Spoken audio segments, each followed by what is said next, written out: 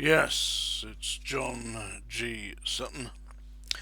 This is Tales from the Jails, and today I'm going to talk to you a little bit about. It's a sobriquet. It's a rather nasty nickname for a certain class of inmates that colloquially were known in the jails as nonce cases. Yeah, so that was the name. I personally don't agree with it. It was just people who had committed offences that involved sexual attacks on people, some of them on young children. I'll start with give you my personal experiences. Yeah, it started with experience at Wormwood Scrubs, and it was 1975 into 1976.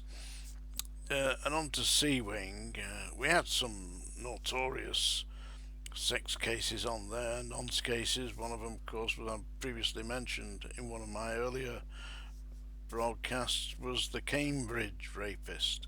He'd raped, I don't know, 16, 20, maybe more students, female students in Cambridge, and he was on C2.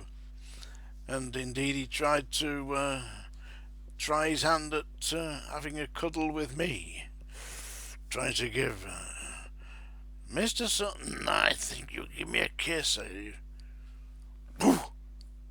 He suddenly met the door. So he did get a kiss in a way from the door, but not from John. No, I didn't like that. Anyway, on C2 landing, there was a guy who'd been a major in the army. No names, no pack drill, but he had been a major in the army. And on the landing, he was just another prisoner. But he was a very well-spoken prisoner, and other inmates used to converse with him, and he advised them on how to write appeals and what have you, Bit of a know-it-all little bastard. Insignificant squirt, not much of him. And he was telling everybody that he was in for robbery, and I thought, this guy ain't in for bloody robbery. He hasn't got a robbery in him, So I said to one of the more senior staff, because I'd only been there months, I said, this guy's saying he was a bloody robber. I said, don't strike me as being likely that. He said, no, he ain't no robber. This guy, what he'd actually done, he managed to persuade somebody to appoint him as the manager of a home for children with cerebral palsy and serious handicaps. They were all the residents of the home, the children, aged up to about 12, 14, something like that, in wheelchairs.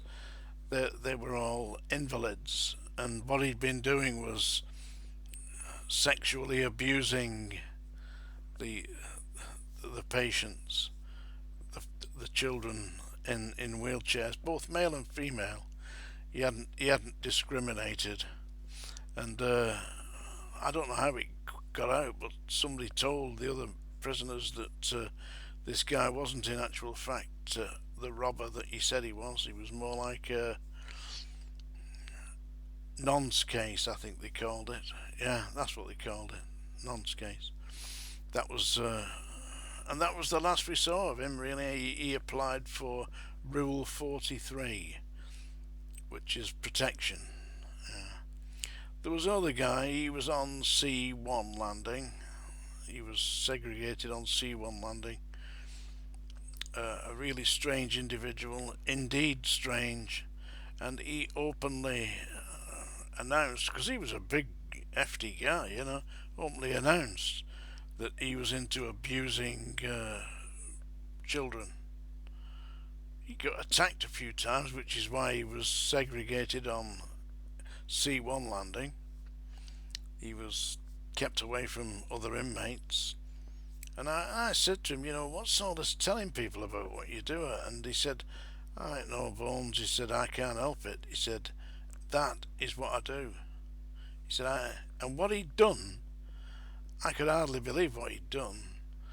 He'd been getting jam or syrup and placing the syrup jam or whatever it was on to his erect penis, and then he'd been getting babies to suck this jam or syrup off the end of his todger.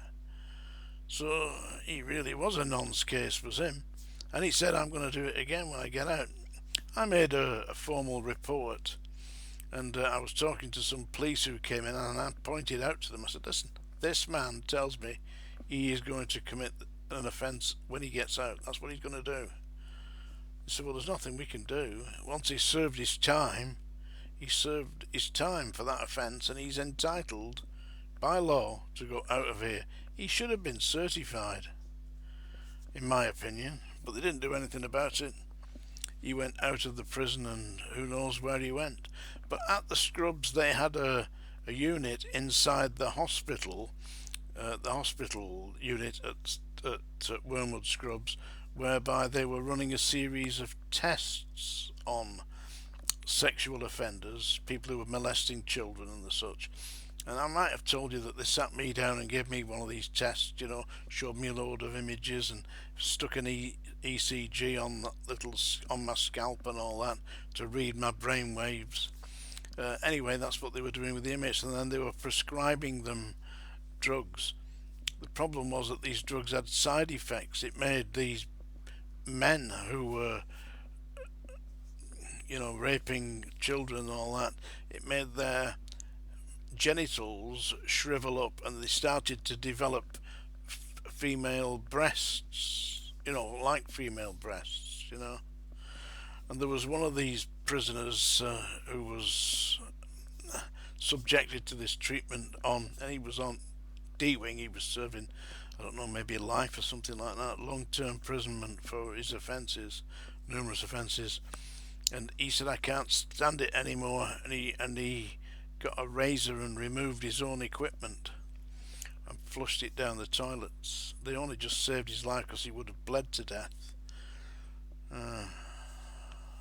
Not a very nice thing to see, I can tell you that. Yeah. Anyway, let me take you on now to the next instance of me, and obviously all through my service I met them. But at Strangeways, they had a landing, I believe it was C1. I believe it was C1. And on this landing, they kept all the sex offenders. And I didn't really work on there, only in the evenings. If it was late shift, I'd be on there quite a few times. It was really easy work. You just unlocked everybody. And you shout out at the top of yours, you got 5 minutes, yeah? They got 5 minutes to get themselves slopped out, tidied up, watered, and get back in the cells. So now, when I say you get back in your cells, you get back in your cells, you shut yourselves in, you lock the door. So they went in and locked themselves up, because they knew that if they didn't, they were vulnerable. Because there'd be people coming around. It wasn't them that served the cocoa, it was.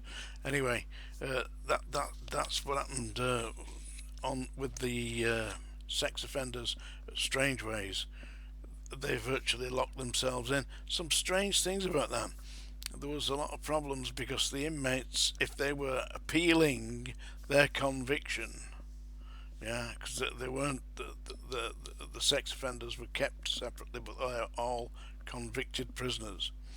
But if they were appealing their sentence, they got their files. Of course, the problem was that a lot of these files contained images of their victims, and these were getting passed round. I assume that they were entertaining themselves looking at these images of children. It was like child pornography. There was uproar about that, but they were entitled to it because they were making an appeal.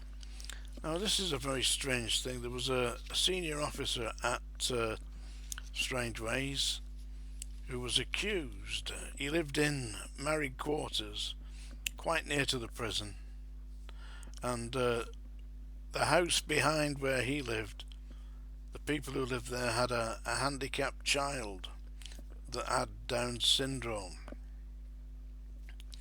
and there was accusations made against this senior officer that he had sexually molested this child, and of course the child was unable to give correct evidence, and at the time, going back 1978, 79, at the time there was not the facility to actually test the DNA and all that. They didn't have that at that point in time, so they couldn't actually pinpoint who it was. Anyway, the senior officer was moved on, but there was no definitive answer to that. But it was suspected that, seriously suspected, that this man had so offended. I mean, imagine that. You're in a position of responsibility and you're going round molesting children with Down syndrome. How disgusting is that? That's it for today. Tales, disgusting tales.